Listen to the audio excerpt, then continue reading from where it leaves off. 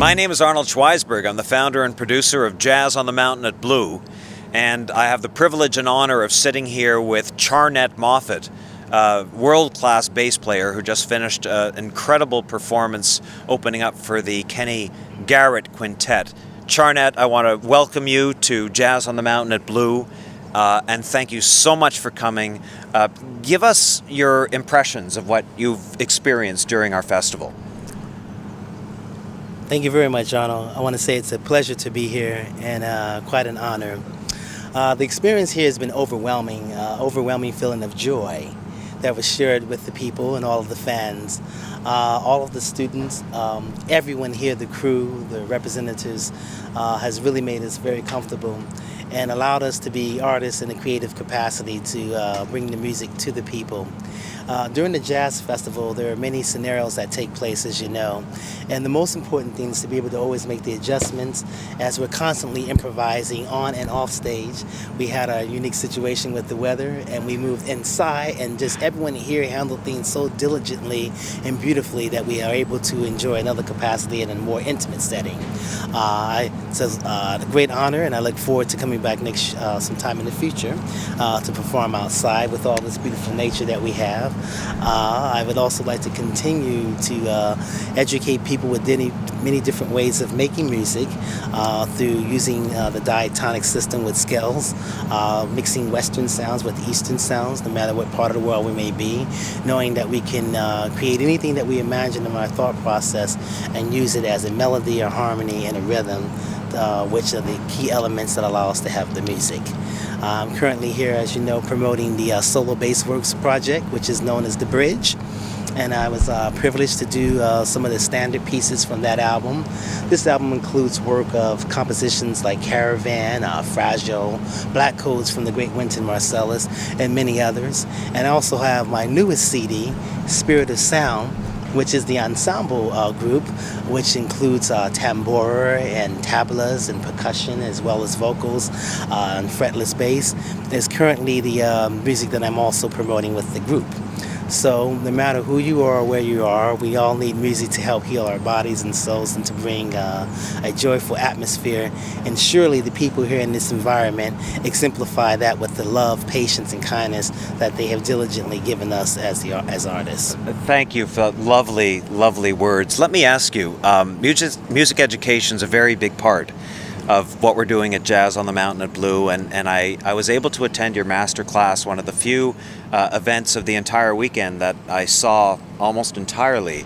Can you tell us a little bit about your approach to musical education and how you engage with those who attend your master classes, and what messages are important for you to deliver to those individuals? Well, the message that's most important is to answer the need of the artists, the students. Everyone that plays a different instrument, has a different position, has a different understanding, is at a different skill level.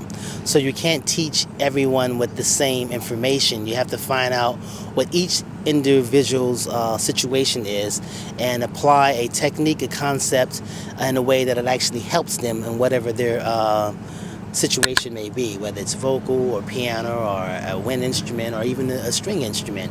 And we met so many brilliant players here. It was really fascinating. One of the gentlemen that I met here was a saxophonist, and he joined me for a few selections. Which a youngster in his 20s. Overwhelming young player, as well as I forgot his name is Liam Mitro. Yes, look out for this young man, as well as I had the privilege of working with one of the vocals, a gentleman by the name of Bob, who gave me the call and response that we needed in a particular piece that we were working on. So the most important thing is, no matter the generation or the instrument that one plays, the most important thing is to bring everybody together and involve them in a way that they can share their gift and their artistry in a positive light that will allow them to be creative, which is what jazz music is all about. Very well said. And speaking of artistry, one of the things that I wanted to ask you, you're one of the few bassists who have proficiency on both the electric bass and the stand-up bass. They're very different instruments, which a lot of our viewers don't appreciate.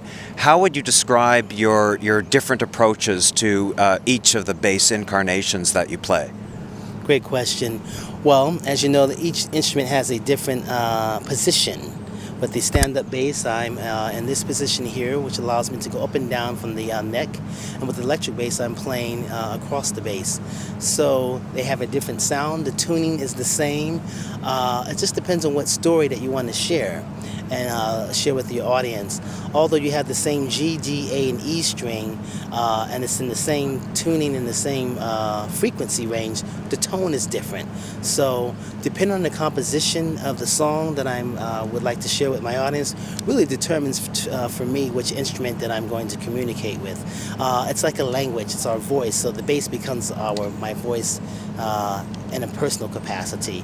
I've also utilize special effects, with the bow and with the wah-wah to bring out other colors and expressions for some of the solo shows. But more importantly, whether you're playing the upright stand-up bass or the electric bass, is to make sure that you're communicating with your audience and you're playing really what you feel inside, and you're giving the best that you can with the love of the music, because you're traveling a great distance. People are traveling, people are at different schedules, workloads, whatever. People need to eat. You have people who are dealing with other situations. So it's our job as professional artists and musicians to always try to uplift the spirit of those who are working so hard, so that we can give something back to people through the love of music and make them feel good. Further to that, let me ask you this. What elements would you say comprise a great musical experience? Well, this festival is very special, and this is the Thank first you. one, I understand, and it's really a joy to work in the process that allows you to be creative. And as long as you can put those points together in a fundamental way that has a balance and an order, then where there's plenty of room for more composition and more possibilities to share music in different capacities. Now, I understood you grew up in a musical family. I would imagine in some respects that's advantageous, and some other aspects not necessarily so. Can you tell us a little bit about that influence upon you personally and musically? Well, it's a life experience, Arnold. It's something that you do where when you grow up with it, it's very easy. It's a natural. It's second nature. It's true, the Moffett family. I did my first tour in 1975 with my old man, Charles Moffett. Great drummer, composer, friend, dad, teacher. It was an honor to work with him and to know him as the artist. And also, I have passed that on down to my family, which has joined me on the Spirit of Sound recording that I spoke about.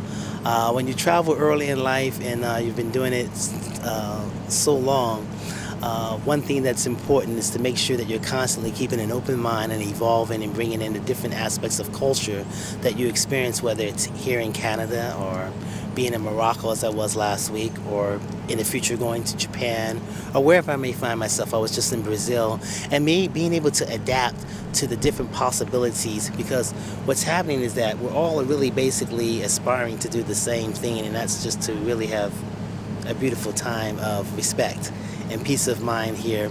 And whatever business that we're in, everyone has different trades and gifts to be able to bring that to the light. So through everyone's participation here, we're able to have a festival, we're able to give and share and do something that's beautiful that will uplift the spirits for all human beings. One of the things that I was always been particularly struck about with you, Charnett, is that what you're doing is so attractive. It's enlightening, and it's obviously a source of enormous gratification to you, and that comes across with everything you do. But let me ask you, was there ever a time in your life where you thought maybe this might not be for you after all? Well, we all go through different life experiences, and as we cross those different scenarios, there is a way that when you truly think about who you are and what it is that you aspire to do, you find a way to put the two together to overcome unique situations that allow you to see a bright light.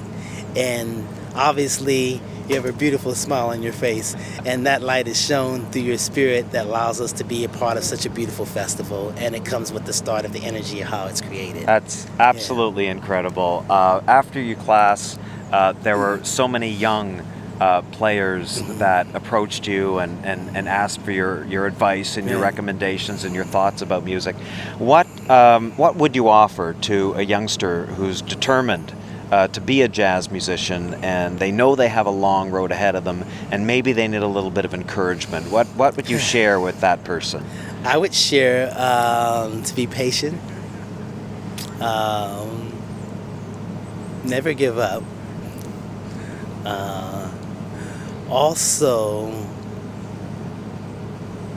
to keep an open mind and to learn from the things that may have slowed you down, and then appreciate where you are and the moment that you exist, so that you can get the full value of the energy and time that you have spent to continue to evolve.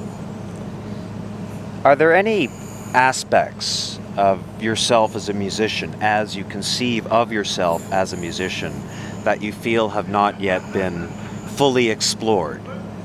Well, we are always learning as we have a new day and ahead of us, gently speaking, because each day is a precious time. So as we look forward to the future, we're always hoping to do new things that we have not yet discovered, and also to remember our roots, where we've come from and how far we've had to move from a progression from a foundation that will give us a reference point to know how much further we can continue to go. So in each aspect of life, there is a time that we deal with. So it's like when you're a small child, you have to learn how to crawl before you can walk. You have to learn how to walk before you can jog. You have to learn how to jog before you can run. You have to learn how to run before you can fly. So as we go through that process, our spirit is continuing to be uplifted through wisdom and understanding that allows us to have balance, so that we can share our different experiences with each other in a positive light, to learn and cultivate our purpose of artistry, which new possibilities can exist through sharing different forms of ideas, communication. Well, personally, I've been so uplifted by what you've done today with our festival goers, and you and I personally. It's been an enormous experience. I can't thank you enough, CHARNETT. You're a valued member of the Jazz on the Mountain family, and we look forward to having you back again and again and again. Thank you very much, Arnold. Once again, thank My you. honor. Thank you so much. Thank you. CHARNETT MOFFETT, everyone.